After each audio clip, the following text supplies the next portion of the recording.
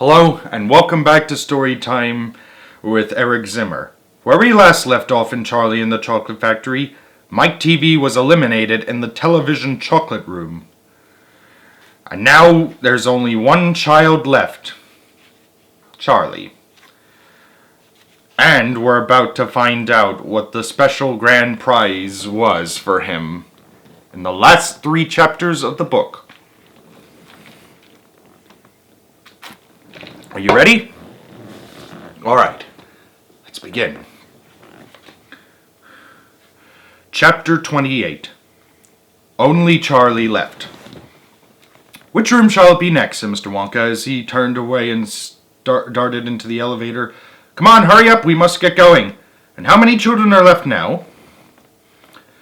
Little Charlie looked at Grandpa Joe, and Grandpa Joe looked back at little Charlie. But Mr. Wonka, Grandpa Joe called after him, There's only Charlie left now. Mr. Wonka swung around and stared at Charlie. There was a silence. Charlie stood there holding tightly onto Grandpa Joe's hand. You mean you're the only one left? Mr. Wonka said, pretending to be surprised. Why, yes, whispered little Charlie. Yes. Mr. Wonka suddenly exploded with excitement. But my dear boy, he cried out, that means you won! You've won! He rushed out of the elevator and started shaking Charlie's hand so furiously it nearly came off. Even Grandpa Joe looks very happy. Look at that grin. Oh, I do congratulate you, he cried. I really do. I'm absolutely delighted. It couldn't be better. How wonderful this is. I had a hunch, you know, right from the beginning, that it was going to be you. Well done, Charlie. Well done. This is terrific. Now the fun is really going to start. But we mustn't dilly. We mustn't dally. There's even less time to lose now than there was before. We have an enormous number of things to do before the day is out. Just think of the arrangements that have to be made. And the people we have to fetch. But luckily for us, we have the great glass elevator to speed things up. Jump in, my dear Charlie. Jump in. You too, Grandpa Joe, sir. No, after you. That's the way. Now then, this time, I shall choose the button that we are going to press. Mr. Wonka's bright, twinkling blue eyes rested for a moment on Charlie's face. Something crazy is going to happen now, Charlie thought. But he wasn't terrified. He wasn't even nervous. He was just terrifically excited. And so was Grandpa Joe. The old man's face was shining with excitement as he watched every move that Mr. Wonka made. Mr. Wonka was reaching for a button high up on the glass ceiling of the elevator. Charlie and Grandpa Joe both craned their necks to read what it said on the little label beside the button. It said, Up and Out. Up and Out? Thought Charlie. What sort of a room is that? Mr. Wonka pressed the button. The glass doors closed. Hold on, cried Mr. Wonka. Then wham! The elevator shot straight up like a rocket. Yippee! Shouted Grandpa Joe. Charlie was clinging to Grandpa Joe's legs, and Mr. Wonka was holding onto a strap from the ceiling, and up they went. Up, up, up! Straight up this time, with no twistings or turnings, and Charlie could hear the whistling of the air outside as the elevator went faster and faster. Yippee! Shouted Grandpa Joe again. Yippee! Here we go! Faster! Cried Mr. Wonka, banging the wall of the elevator with his hand. Faster! Faster! If we don't go any faster than this, we shall never get through. Through what? Shouted Grandpa Joe. What have we got to get through? Aha! Cried Mr. Wonka. You wait and see. I've been longing to press this button for years, but I've never done it until now. I was tempted many times. Oh, yes, I was tempted. But I couldn't bear the thought of making a great big hole in the roof of my factory. Here we go, boys. Up and out. But you don't mean, shouted Grandpa Joe. You don't really mean that this elevator... Oh, yes, I do, cried Mr. Wonka, answered Mr. Wonka. You wait and see. Up and out. But, it's made of glass, shouted Grandpa Joe. It'll break into a million pieces. I suppose it might, said Mr. Wonka, cheerful as ever, but it's pretty thick glass all the same. The elevator rushed on, going up and up and up, faster and faster and faster. Then suddenly, crash! and the most tremendous noise of splintering wood and broken tiles came from directly above their heads, and Grandpa Joe shouted, "Help! It's the end! We're done for!" And Mr. Wonka said, "No, we're not. We're through. We're out." Sure enough, the elevator had shot straight up through the roof of the factory and was now rising into the sky like a rocket, and the sunshine was pouring in through the glass roof. In 5 seconds, they were 1,000 feet up in the sky.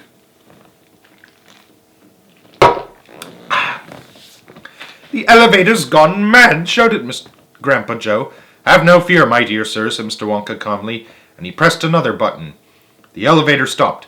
It stopped and hung in midair, hovering like a helicopter, hovering over the factory and over the very town itself, which lay spread out below them like a picture postcard. Looking down through the glass floor on which he was standing, Charlie could see the small faraway houses and the streets and the snow that lay thickly over everything. It was an eerie and frightening feeling to be standing on clear glass high up in the sky. It made you feel that you weren't standing on anything at all. "Are we all right?" cried Grandpa Joe. "How does this thing stay up?" "Candy power," said Mr. Wonka. 1,000,000 candy power. "Oh, look," he cried, pointing down. "There go the other children. They're returning home." Chapter 29. The Other Children Go Home.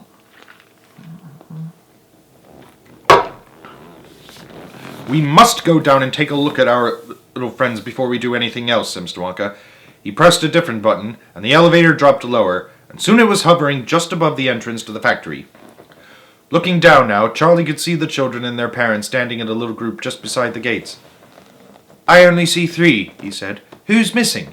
"I expect it's Mike TV, Mr. Wonka said, "but he'll be coming out soon." "Do you see the trucks?" Mr. Wonka pointed to a line of gigantic covered vans that parked in a line nearby. "Yes," Charlie said. "What are they for?" "Don't you remember what it said on the golden ticket? Every child goes home with a lifetime supply of candy. There's 1 truckload for each of them, loaded to the brim." "Aha!" Mr. Wonka went on. "There goes our friend Augustus Gloop. Do you see him? He's getting into the first truck with his mother and father." "You think he's really all right?" asked Charlie, astonished. "Even after going up that awful pipe?" "He's very much all right," said Mr. Wonka. "He's changed," said Grandpa Joe, peering down through the glass wall of the elevator. "He used to be fat. Now he's thin as a straw." "Of course he's changed," said Mr. Wonka, laughing. "He got squeezed in the pipe, don't you remember? And look, there goes Miss Violet Beauregard, the great gum chewer. It seems as though they managed to dejuice her after all. I'm so glad, and how healthy she looks, much better than before." "But she's purple in the face," cried Grandpa Joe. "So she is," said Mr. Wonka. "Ah, well, there's nothing we can do about that." "Good gracious!" cried Charlie. "Look at poor Veruca Salt and Mr. Salt and Mrs. Salt. They're simply covered with garbage." "And here comes Mike TV," cried Grandpa Joe. "Good heavens, what have they done to him? He's about 10 feet tall and thin as a wire." "They've overstretched him on the gum-stretching machine," said Mr. Wonka. "How very careless. But how dreadful for him," cried Charlie.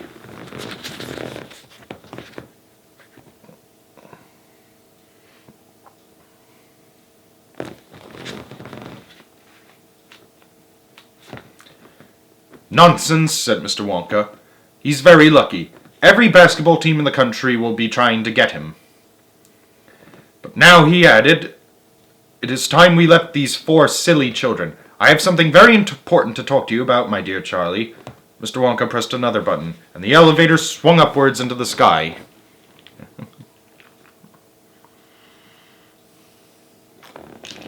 And now the final chapter. Chapter 30. Charlie's Chocolate Factory. The great glass elevator was now hovering high over the town. Inside the elevator stood Mr. Wonka, Grandpa Joe, and little Charlie. "How I love my chocolate factory," said Mr. Wonka, gazing down. Then he paused, and he turned around and looked at Charlie with a most serious expression on his face. "Do you love it too, Charlie?" he asked. "Oh, yes," cried Charlie. "I think it's the most wonderful place in the whole world." "I am very pleased to hear you say that," said Mr. Wonka, looking more serious than ever. He went on staring at Charlie. "Yes," he said, "I am very pleased indeed to hear you say that, and now I shall tell you why. Mr. Wonka cocked his head to one side, and all at once the tiny twinkling wrinkles of a smile appeared around the corners of his eyes, and he said, "You see, my dear boy, I have decided to make you a present of the whole place. As soon as you are old enough to run it, the entire factory will become yours." Charlie stared at Mr. Wonka. Grandpa Joe opened his mouth to speak, but no words came out. "It's quite true," Mr. Wonka said, smiling broadly now. "I really am giving it to you. That's all right, isn't it?" "Giving it to him?" gasped Grandpa Joe. "You must be joking." "I'm not joking, sir. I'm deadly serious." But, why should you want to give your factory to little Charlie?" "Listen," Mr. Wonka said. "I'm an old man. I'm much older than you think. I can't go on forever. I've got no children of my own, no family at all. So who is going to run the factory when I get too old to do it myself? Someone's got to keep it going, if only for the sake of the Oompa Loompas. Mind you, there are thousands of clever men who would give anything for the chance to come in and take over from me. But I don't want that sort of person. I don't want a grown-up person at all. A grown-up won't listen to me. He won't learn. He will try to do things his own way and not mine. So I have to have a child. I want a good, sensible, loving child.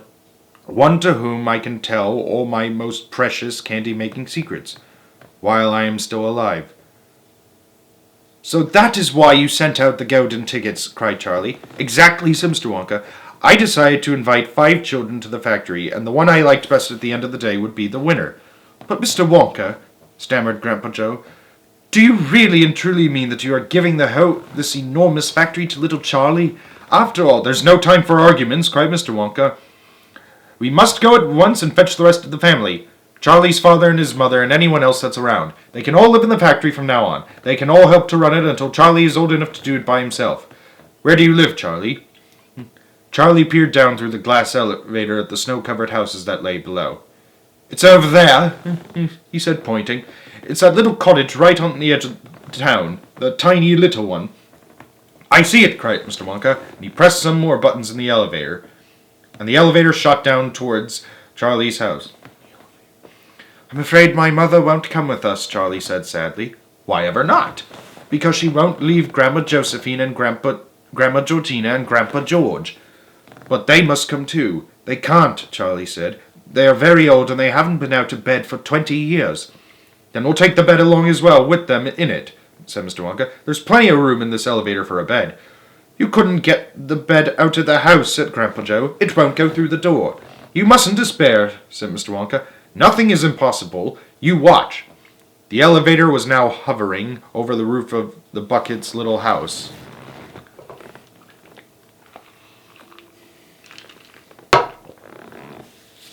"What are you going to do?" cried Charlie. "I'm going right on in to fetch them," said Mr. Wonka. "How?" asked Grandpa Joe. "Through the roof," said Mr. Wonka, pressing another button. "No!" shouted Charlie. "Stop!" shouted Grandpa Joe. Crash! Went the elevator right down through the roof of the house into the old people's bedroom.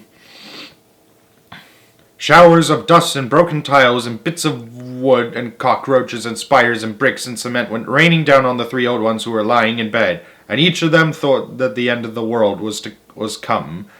Grandma Georgina fainted, Grandma Josephine dropped her false teeth, Grandpa George put his head under the blanket, and Mr. and Mrs. Bucket came rushing in from the next room. "Save us!" cried Grandma Josephine. "Calm yourself, my darling wife," said Grandpa Joe, stepping out of the elevator. "It's only us." "Mother!" cried Charlie, rushing into Mrs. Bucket's arms. "Mother, Mother, listen to what's happened. We're all going back to live in Mr. Wonka's factory, and we're going to help him to run it, and he's giving it all to me, and, what are you talking about?" said Mrs. Bucket. "Just look at our house," cried poor Mr. Bucket. "It's in ruins."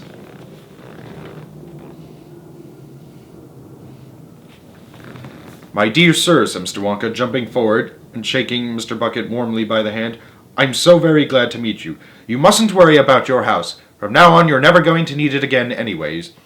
"Who is this crazy man?" screamed Grandma Josephine. "He could have killed us all." This said Grandpa Joe, is Mr. Willy Wonka himself. It took quite a time for Grandpa Joe and Charlie to explain to everyone exactly what had been happening to them all day, and even then they all refused to ride back to the factory in the elevator.